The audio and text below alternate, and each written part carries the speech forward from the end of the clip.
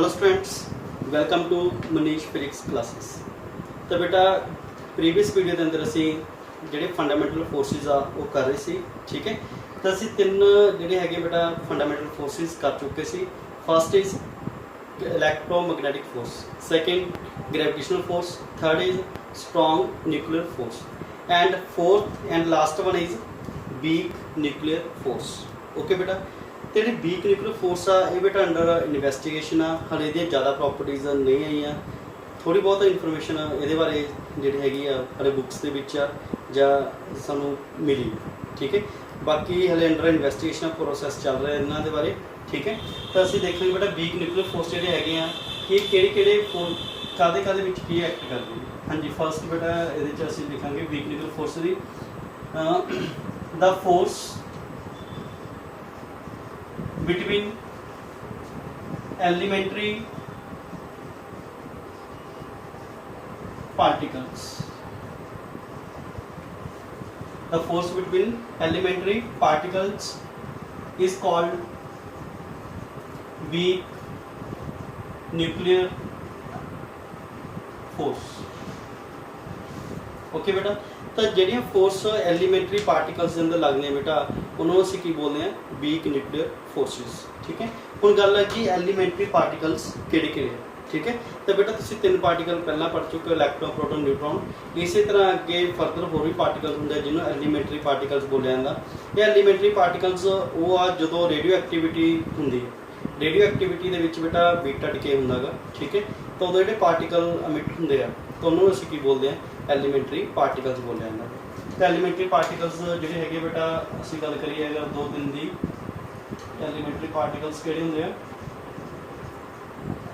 Elementary particles.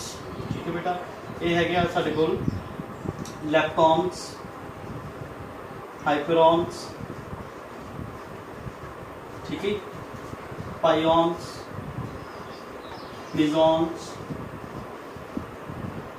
काइऑन्स। ये बेटा सारी चीज़ें साडे कोल एलीमेंटरी पार्टिकल्स आ। ठीक है, तो जिहड़े एलीमेंटरी पार्टिकल्स विच फोर्स लग रहे हैं that is called weak nuclear force. तो होर भी होंगे एक्सेट्रा। ठीक है बेटा, एंटी न्यूट्रॉन हो गया, वो भी एलीमेंटरी पार्टिकल है। तो बेटा होंदा की है कि जो न्यूक्लियस के विचों बीटा डिके होंदा, ठीक है, during beta decay, beta decay. ठीक है बेटा, तो बीटा डिके कदों होंदा गा जो न्यूट्रॉन का चेंज होंदा बेटा प्रोटॉन प्लस इलैक्ट्रॉन। ठीक है बेटा, न्यूट्रॉन काच कन्वर्ट होंदा गा मतलब प्रोटॉन ते इलैक्ट्रॉन। तो इलैक्ट्रॉन जिहड़ा हैगा न्यूक्लियस चों की होंदा गा अमिट होंदा, जो इलैक्ट्रॉन न्यूक्लियस से अमिट होंदा that is called beta decay. वैसे तो सानू पता है कि न्यूक्लियस के विच इलैक्ट्रॉन की एग्जिस्ट नहीं करता। न्यूक्लियस के विच किहड़े पार्टिकल्स होंदे बेटा ओनली प्रोटॉन एंड न्यूट्रॉन्स। ठीक है, there is no electron inside the nucleus but when neutron changes into proton, ठीक है, then one electron is emitted from the nucleus that is called beta decay. ठीक है बेटा, तो एक तो इलैक्ट्रॉन बाहर आ जाता तुहाडे कोल ते दूसरा एक पार्टिकल उन्होंने हो बाहर आता बेटा that is anti neutrino, anti neutrino. ठीक है बेटा, तो एंटी न्यूट्रिनो ते इलैक्ट्रॉन इन्होंने दोनों बेटा जी फोर्स लग रही है that is called weak nuclear force. ठीक है, न्यूक्लियस के विचों जो इलैक्ट्रॉन बाहर आता बेटा that is called beta decay. तो इलैक्ट्रॉन के नाल बेटा एक होर पार्टिकल अमिट होंदा that is called anti neutrino. ठीक है, एंटी न्यूट्रिनो तो इलैक्ट्रॉन दोवें आपस में शेयर करते बेटा एनर्जी में एक्सचेंज करते। तो जी फोर्स इलैक्ट्रॉन तो एंटी न्यूट्रिनो लग रही है that is called weak nuclear force. ठीक है, या बेटा तुम इतने डेफिनेशन डायरेक्टली लिख सकते हो the force between elementary particles is called weak nuclear force. तो एलीमेंटरी पार्टिकल के कुछ एग्जाम्पल्स बेटा कि इलैक्ट्रॉन्स, हाइपरॉन्स, पाइऑन्स, मिजॉन्स, काइऑन्स। ओके, तो बेटा ये प्रॉपर्टीज की आएंगी तुहाडे कोल वीक न्यूक्लियर फोर्स दियां properties of week nuclear force. तो बेटा स्टिल ठीक है, कल दो ही प्रॉपर्टीज ये पता लगे ने। फर्स्ट प्रॉपर्टी बेटा ये है it is 10⁻25 times stronger than gravitational force, then gravitational force. Okay बेटा। Second, it exists between leptons and leptons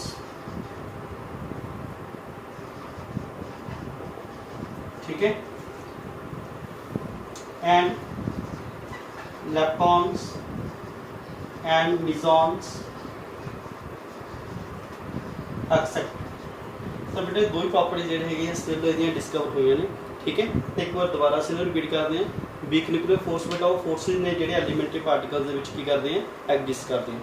elementary particles ਦੇ कुछ एग्जांपल बेटा इसी इलेक्ट्रॉन, हाइड्रॉन्स, पायॉन, मेसॉन्स, कायॉन्स एक्सेट्रा। तो बेटा न्यूक्लियस ਦੇ ਵਿੱਚੋਂ एक ही है बेटा अपने को न्यूक्लियस। ठीक है, तो बेटा ड्यूरिंग रेडियो एक्टिविटी जो न्यूक्लियस ਦੇ ਵਿੱਚੋਂ इलेक्ट्रॉन बाहर निकलता that is called beta decay. तो से कह सकते ड्यूरिंग बीटा डिके इलेक्ट्रॉन के नाल बेटा एक होर पार्टिकल बाहर निकलता दैट इज एंटी न्यूट्रिनो। ठीक है, तो इन्हां दोनों के विच जिहड़ी फोर्स लग रही बेटा that is called weak nuclear force. वैसे तो inside the nucleus there is no electron, but when neutron changes into proton and electron then electron emitted from the nucleus. Okay, what are the two properties of weak nuclear force? First, it is 10 raised to power 25 times stronger than gravitational force. Second, it exists between leptons and leptons. Second, leptons and mesons etc. ठीक है बेटा, ये साडे कोल सी fourth and last weak nuclear force. Okay, तो साडे ਜਿਹੜੇ 4 फंडामेंटल फोर्सेस सी बेटा वो कंप्लीट हो चुके हैं। तो हुण असीं नैक्सट टॉपिक करना फंडामेंटल लॉज। तो बेटा फोर्सेस की तरह ठीक है, we have also 4 fundamental laws in nature. ठीक है, we have also 4 fundamental laws. Fundamental laws, हाँ जी बेटा, देयर आर 4 फंडामेंटल लॉस। ठीक है, फर्स्ट है साढ़े को law of conservation of energy. Law of conservation of energy. ठीक है बेटा, तो लॉ ऑफ कंजर्वेशन एनर्जी की है बेटा, it states that energy can neither be created nor be destroyed, it can only converts from one form into another form. तो बेटा तुसी 10th भी पढ़ के आए हो law of conservation of energy. It states that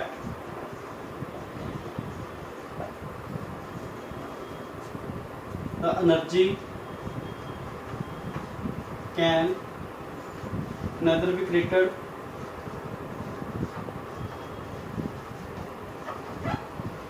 nor be destroyed,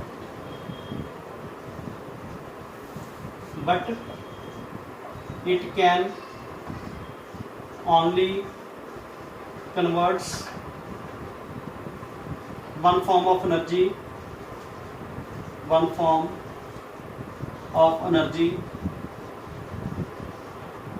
into another।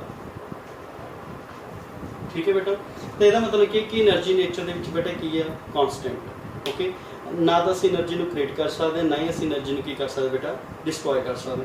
सिर्फ energy ਦੀ form ਨੂੰ दूसरी फॉर्म 'ਚ ਕੀ ਕੀਤਾ ਜਾ ਸਕਦਾ, कन्वर्ट ਕੀਤਾ ਜਾ ਸਕਦਾ। तो बेटा ਜਿਹੜੀ ਦੇ एग्जांपल्स ने डेली लाइफ जो कि ने ठीक है जी बेटा, सोलर कुकर है बेटा। सोलर कुकर किस एनर्जी को किस कन्वर्ट कर रहा है बेटा, solar energy into heat energy. ठीक है बेटा, तो इतने एनर्जी की फॉर्म जी है दूसरी फॉर्म च बेटा की होगी, चेंज होगी। Solar energy converts into heat energy. तो बेटा अगर जनरेटर की गल कर लीए, जनरेटर तो बेटा जनरेटर किस एनर्जी को कास्ट कन्वर्ट करेगा, मैकेनिकल एनर्जी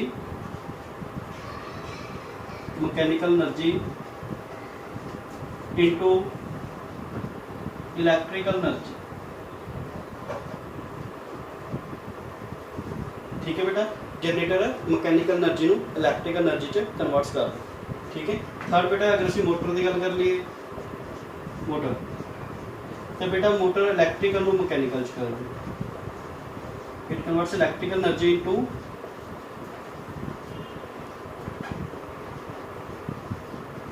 मैकेनिकल एनर्जी।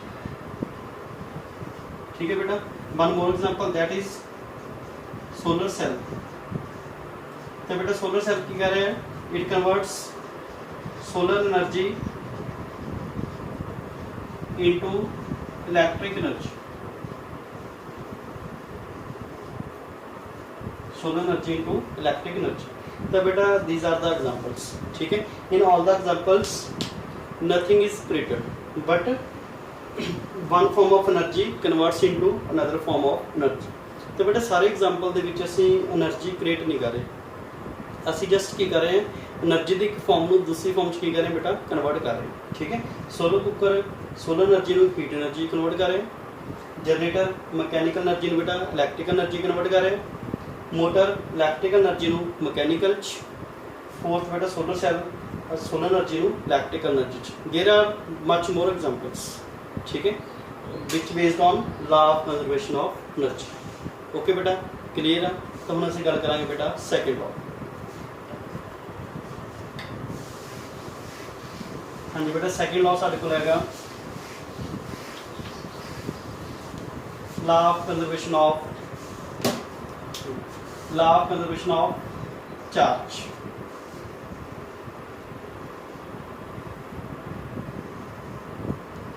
ठीक है बेटा, law of conservation of charge. Just like law of conservation of energy, it states that the total energy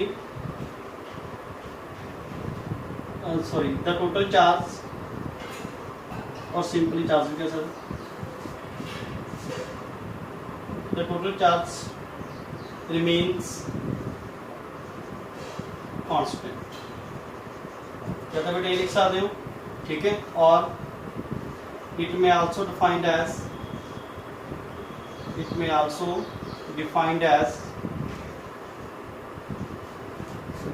the charge can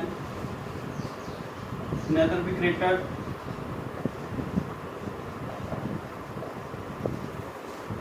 nor be destroyed।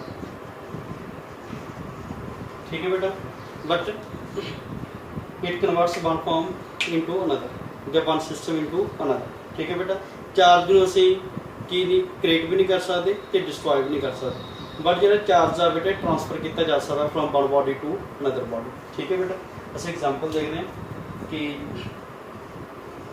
Example ਚ बेटा ये है, when we rub two insulating bodies with each other, ठीक है, then charge is transferred from one body to another body। ਤਾਂ बेटा अगर ਅਸੀਂ ਦੋ ਕਿਸੇ ਵੀ insulating bodies ਨੂੰ ਆਪਸ ਵਿੱਚ ਕੀ ਕਰਾਂਗੇ, रब करांगे, ਤਾਂ ਦੋਵੇਂ bodies ਦੇ ਉੱਪਰ बेटा ਕੀ ਆ ਜਾਊਗਾ, ਚਾਰਜ ਆ। ठीक है, one body acquires positive charge and other body acquires negative charge। ठीक है, ਤਾਂ टोटल चार्ज बेटा जिन्ना बिफोर रबिंग आ आफ्टर रबिंग भी उन्ना ही चार्ज की है दोनों बॉडीज के ऊपर आए। सपोज कर लो बेटा ये बॉडी ए है, ये बॉडी की है बेटा बी। ठीक है, बिफोर रबिंग बेटा नेट चार्ज कितना, net charge on the system 0 ना बेटा ए दे उपर चार्ज ना चार्ज किहदे उपर बी दे उपर। बेटा आफ्टर रबिंग की होएगा, सपोज कर लो कि आफ्टर रबिंग जी ए बॉडी से बेटा इन्हें 2 इलेक्ट्रॉन्स की है ट्रांसफर करते किनू बेटा बी। जो बेटा से रब किया during rubbing a transfer 2 electrons to B. ठीक है, तो बेटा आफ्टर दैट की होया कि ए दे उपर कितना चार्ज आ गया बेटा 2 पॉजिटिव, बी दे उपर कितना चार्ज आ गया बेटा 2 नेगेटिव। तो जी बॉडी बेटा इलैक्ट्रॉन गेन करती है, ठीक है, वो उपर चार्ज आता नेगेटिव, तो जी बॉडी इलैक्ट्रॉन लूज करती है बेटा वो उपर चार्ज आता पॉजिटिव। तुम 10th च पढ़ चुके हो। तो बेटा नेट चार्ज कितना आ गया आफ्टर रबिंग, नेट चार्ज कितना है बेटा +2 -2 कितना बेटा 0। तो असं देख सकते बिफोर रबिंग कितना सी बेटा 0, आफ्टर रबिंग भी कितना बेटा 0। तो इस तरह जो चार्ज आ that is conserved in nature, जो चार्ज वो नेचर की है कंजर्व आ, ठीक है बेटा। तो जिन्ना चार्ज बिफोर रबिंग होएगा उन्ना की है आफ्टर रबिंग, मतलब जिन्ना चार्ज सिस्टम को पहला होएगा उन्ना चार्ज की सिस्टम को बाद होएगा। तो एक एग्जाम्पल बेटा इस असीं हो लेना है एग्जाम्पल नंबर 2, ठीक है बेटा। सपोज कर लो NaCl, ठीक है बेटा। ये उपर नैट चार्ज कितना गा, नैट चार्ज बेटा 0, नैट चार्ज कितना बेटा 0। तो NaCl बेटा की हो गया डिसोसिएट हो गया, ठीक है। NaCl की हो गया डिसोसिएट हो गया। जो बेटा डिसोसिएट होया तो Na के ऊपर की आ गया पॉजिटिव चार्ज, Cl के ऊपर की आ गया बेटा नेगेटिव चार्ज। तो नैट चार्ज कितना हो गया बेटा +1 -1 कितना आ गया बेटा 0। तो तुम देख सकते हो जो इनिशियल चार्ज सी वो फाइनल चार्ज के की है बेटा इक्वल आ, ठीक है। डिसोसिएट तो बाद भी चार्ज उहदे उपर की है नैट चार्ज 0 आ, ठीक है। जो डिसोसिएट नहीं हुए से उदों भी उन्होंने नैट चार्ज कितना बेटा 0। इस तरह जो चार्ज आ नेचर की है कंजर्व। वन मोर एग्जाम्पल बेटा, ठीक है। देखो रिएक्शन के दो पार्ट होंगे, one is reactant and other is product, ठीक है। जिन्ना चार्ज बेटा रिएक्टेंट के ऊपर होएगा, ठीक है, उन्ना ही चार्ज कि होएगा प्रोडक्ट के ऊपर होएगा। तो बेटा मैं एक सिंपल एग्जाम्पल लेना 1H2 + 1H2 equal to helium, equal to बेटा हीलियम, ओके। तो बेटा आ रिएक्टेंट आ, ठीक है बेटा। आ पार्ट में की बोलते जी प्रोडक्ट, ठीक है बेटा। तो रिएक्टेंट के ऊपर टोटल चार्ज कितना बेटा नेट चार्ज 1 + 1 कितना बेटा 2, 1 आ से 1 आ से, ठीक है। जिन्ना बेटा एक ही होंगे एटॉमिक नंबर, तो बेटा जिन्ना एलीमेंट का एटॉमिक नंबर होंगे उन्ने ही एलीमेंट के ऊपर की होंगे चार्ज। तो 1 + 1 कितना बेटा 2। तो इधर भी बेटा कितना गा 2, नेट चार्ज कितना बेटा 2। तो तुम देख सकते बेटा जिन्ना नैट चार्ज रिएक्टेंट के ऊपर आ उन्ना ही नैट चार्ज कि ऊपर आगा प्रोडक्ट के ऊपर। तो तुम बेटा कोई भी रिएक्शन ला लो एनर्जैटिक न्यूक्लीयर कैमिकल, ठीक है। तो ऑलवेज जितना चार्ज रिएक्टेंट के ऊपर होएगा टोटल उन्ना ही कि ऊपर होएगा प्रोडक्ट के ऊपर होएगा। तुम किसी भी रिएक्शन लैके बेटा की कर सकते हो चैक कर सकते हो। तो यदा फायदा तुम्हें की होगा जो तुम बेटा कोई रिएक्शन लिख रहे हो, ठीक है। अगर तुम्हें रिएक्शन से डाउट है कि गलत है या सही है तो तुम चार्ज की करके देख लो, बैलेंस करके देख लो। अगर चार्ज रिएक्टेंट के प्रोडक्ट का की आ रहा है इक्वल आ रहा है तो तुम्हारी रिएक्शन की है बेटा राइट है, अदरवाइज इट इज़ रॉन्ग। तो बेटा समझ आ गया कि जो नेचर से चार्ज भी की है कंजर्व, ठीक है। जिन्ना चार्ज रबिंग तो पहला उन्ना ही चार्ज की बेटा रबिंग तो बाद च एग्जाम्पल भी लै सकते जी थर्ड आ रिएक्टेंट के प्रोडक्ट की एग्जाम्पल चार्ज की ये भी लै सकते, ठीक है बेटा।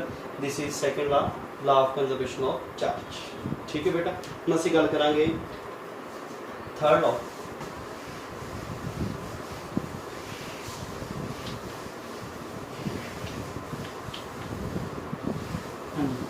बेटा थर्ड लॉ जो है तुहाडे कोल law of conservation of linear momentum, ठीक है बेटा। Law of conservation of linear momentum. तो लीनियर का मतलब की है बेटा स्ट्रेट लाइन, ठीक है। जो स्ट्रेट लाइन च मोमेंटम आ, ठीक है, that is called linear momentum, ठीक है बेटा। इनू किस तरह स्टेट करांगे, it states that if net force acting on the system is 0, then total linear momentum of the system remains constant,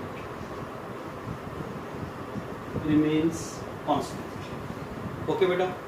अगर सिस्टम ते नेट फोर्स कितनी लग रही है बेटा 0, या तो ये कह सकते हो कि सिस्टम ते अगर कोई फोर्स एक्ट नहीं कर रही, ठीक है, तो जो लीनियर मोमेंटम आ टोटल बेटा वो की रहूगा कंजर्व रहूगा, कांस्टेंट रहूगा, ठीक है।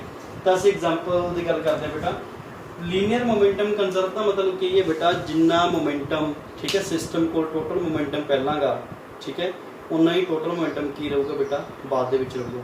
किसी भी प्रोसैस के ड्यूरिंग तुसीं देख लो, अगर असीं गल करिए रॉकेट प्रोपल्शन की, ठीक है, तो बेटा ये तुसीं एक करो कि बैलून लै लो, ठीक है, बैलून दे विच बेटा की फिल करो, एयर फिल कर, ठीक है, बैलून दे विच एयर फिल करके बेटा उसनूं बैलून आ गया तुहाडे कोल,